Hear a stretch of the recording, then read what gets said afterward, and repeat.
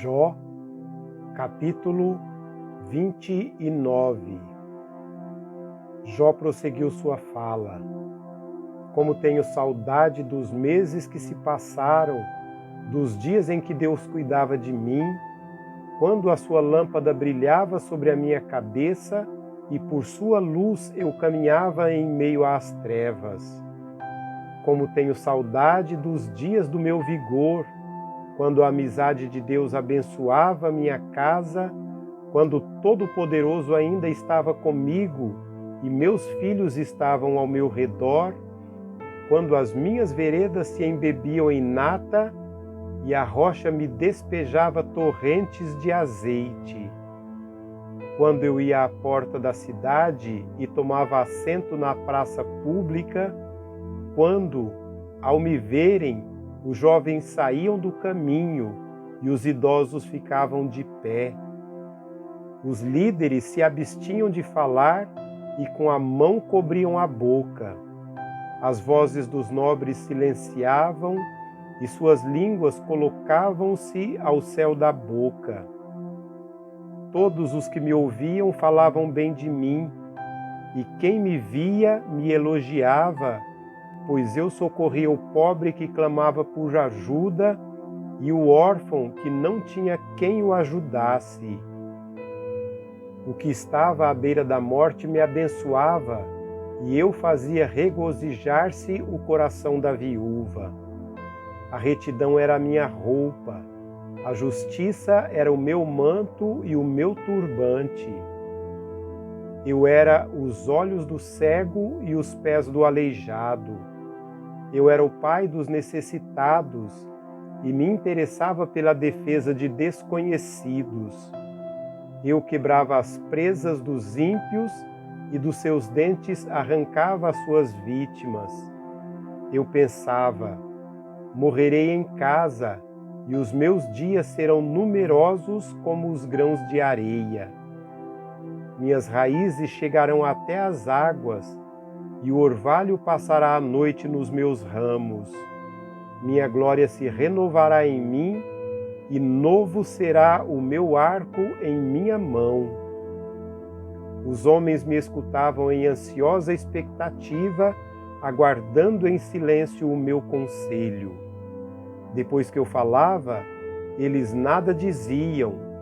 Minhas palavras caíam suavemente em seus ouvidos. Esperavam por mim como quem espera por uma chuvarada e bebiam minhas palavras como quem bebe a chuva da primavera. Quando eu lhes sorria, mal acreditavam. A luz do meu rosto lhes era preciosa. Era eu que escolhia o caminho para eles e me assentava como seu líder. Instalava-me como um rei no meio das suas tropas. Eu era como um consolador dos que choram.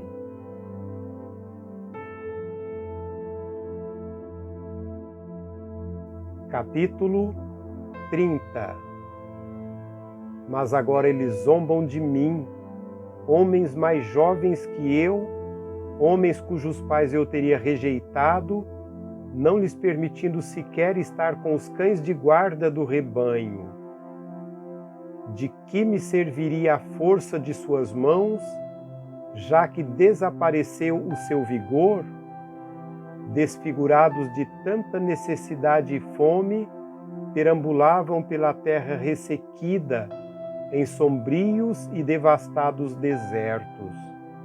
Nos campos de mato rasteiro colhiam ervas, e a raiz da giesta era a sua comida. Da companhia dos amigos foram expulsos aos gritos, como se fossem ladrões.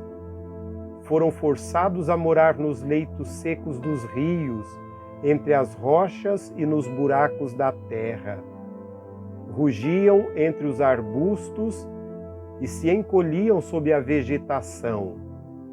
Prole desprezível e sem nome, foram expulsos da terra, e agora os filhos deles zombam de mim com as suas canções. Tornei-me um provérbio entre eles. Eles me detestam e se mantêm à distância, não hesitam em cuspir em meu rosto. Agora que Deus afrouxou a corda do meu arco e me afligiu, eles ficam sem freio na minha presença.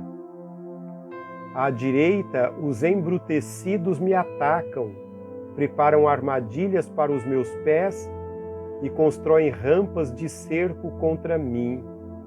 Destroem o meu caminho, conseguem destruir-me sem a ajuda de ninguém. Avançam como através de uma grande brecha, arrojam-se entre as ruínas. Pavores apoderam-se de mim, a minha dignidade é levada como pelo vento, a minha segurança se desfaz como nuvem. E agora esvai-se a minha vida, estou preso a dias de sofrimento.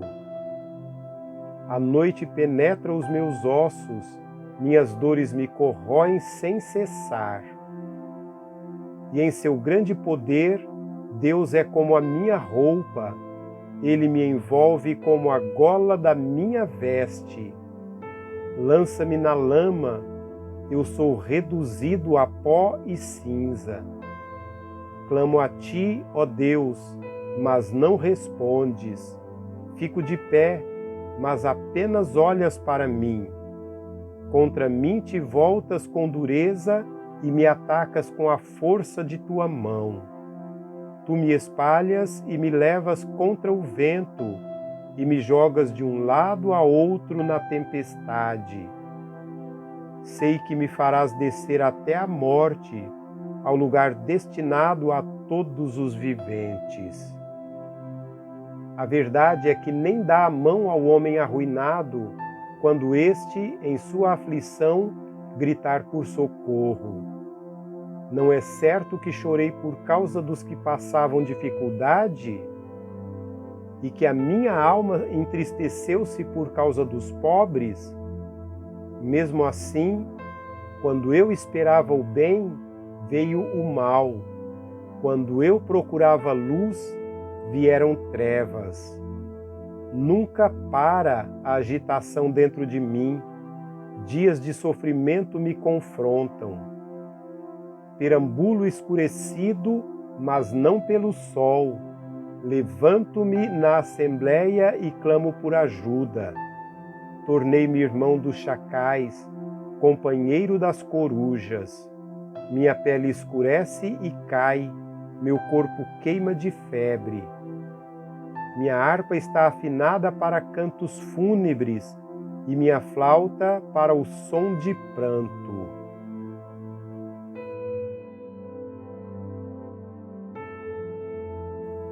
Capítulo 31. Fiz acordo com os meus olhos de não olhar com cobiça para as moças, pois qual é a porção que o homem recebe de Deus, lá de cima? Qual a sua herança do Todo-Poderoso, que habita nas alturas? Não é ruína para os ímpios, desgraça para os que fazem o mal? Não vê ele os meus caminhos e não considera cada um de meus passos? Se me conduzi com falsidade, ou se meus pés se apressaram a enganar, Deus me pese na balança justa e saberá que não tenho culpa. Se os meus passos desviaram-se do caminho, se o meu coração foi conduzido por meus olhos, ou se minhas mãos foram contaminadas, que outros comam o que semeei, e que as minhas plantações sejam arrancadas pelas raízes.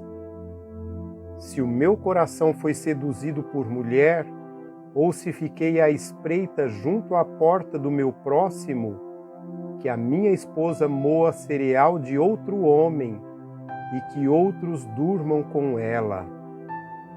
Pois fazê-lo seria vergonhoso, crime merecedor de julgamento. Isso é um fogo que consome até a destruição, teria extirpado a minha colheita. Se neguei justiça aos meus servos e servas quando reclamaram contra mim, que farei quando Deus me confrontar? Que responderei quando chamado a prestar contas? Aquele que me fez no ventre materno, não fez também a eles? Não foi ele quem formou a mim e a eles no interior de nossas mães? Se não atendi aos desejos do pobre, ou se fatiguei os olhos da viúva, se comi meu pão sozinho, sem compartilhá-lo com o órfão, sendo que desde a minha juventude o criei como se fosse meu pai, e desde o nascimento guiei a viúva. Se vi alguém morrendo por falta de roupa, ou um necessitado sem cobertor, e o seu coração não me abençoou porque o aqueci com a lã de minhas ovelhas, se levantei a mão contra o órfão, ciente da minha influência no tribunal, que o meu braço descaia do ombro e se quebre nas juntas, pois eu tinha medo de Deus que me destruísse e, temendo o seu esplendor, não podia fazer tais coisas. Se pus no ouro a minha confiança e disse ao ouro puro: você é a minha garantia. Se me regozijei por ter grande riqueza, pela fortuna que as minhas mãos obtiveram, se contemplei o sol em seu fulgor e a lua a mover-se esplêndida, e em segredo o meu coração foi seduzido, e a minha mão lhes ofereceu beijos de veneração, esses também sejam pecados merecedores de condenação, pois eu teria sido infiel a Deus, que está nas alturas. Se a desgraça do meu inimigo me alegrou, ou se os problemas que teve me deram prazer, eu, que nunca deixei minha boca pecar, lançando maldição sobre ele, se os que moram em minha casa nunca tivessem dito: quem não recebeu de Jó um pedaço de carne? Sendo que nenhum estrangeiro teve que passar a noite na rua, pois a minha porta sempre esteve aberta para o viajante. Se escondi o meu pecado, como outros fazem, acobertando no coração a minha culpa, com tanto medo da maldição e do desprezo dos familiares que me calei e não saí de casa.